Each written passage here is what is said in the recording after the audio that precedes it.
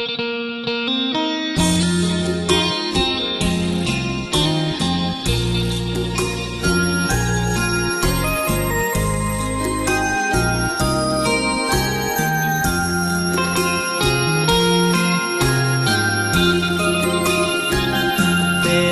กรรมก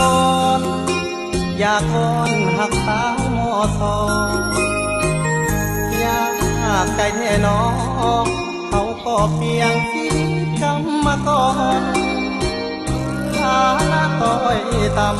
ำตัวดำแถมซ้ำมุนมองอยากถามนวลน้องเนื้อทองจะมองหรือได้เสื้อขาวพื้นงามสาวไว้ใส่ป้ายมอสอสร้างงามแท่น้องนวลละอ่อนเรียนอยู่คณะใดเขียนเศรษฐศาสตร์การปกครองหรือว่าท่านใดฐานะเทียบกันบ่ได้ฝันไปได้แต่เลือนลางโอ้สาวมาวิทยาลัยแห่งศาสตร์หวังและความสามารถบ่อาจจะเทียมน้องนะน้องอยู่สถาบันต่างกันคนละเส้นทางชีวิตของคนห่างหมดทางห่วงสาวปริญญาเป็นกรรมกรมาอ้อนวอนสาวมอสอจะมีหนทางหรือบ่หากอีกาจะดวงฟ้าย่านเหมือนกระต่ายตัวน้อยคอยจันอยู่ฟ้าคอยมาตั้งหลายตัวฟ้าบ่เห็นมาสบตาได้เลย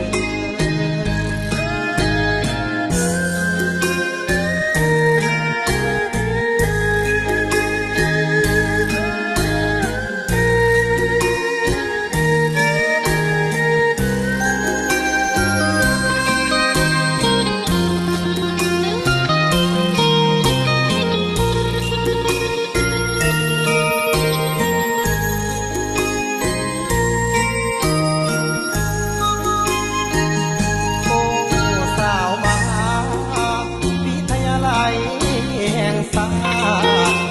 ความรู้และความสามารถบ่อาจจะเทียมน้องนะน้องอยู่สถาบันต่างกันคนละเส้นทางชีวิตของคนห่างหมดทางห่วงสาวปริญญาเป็นกรรมกร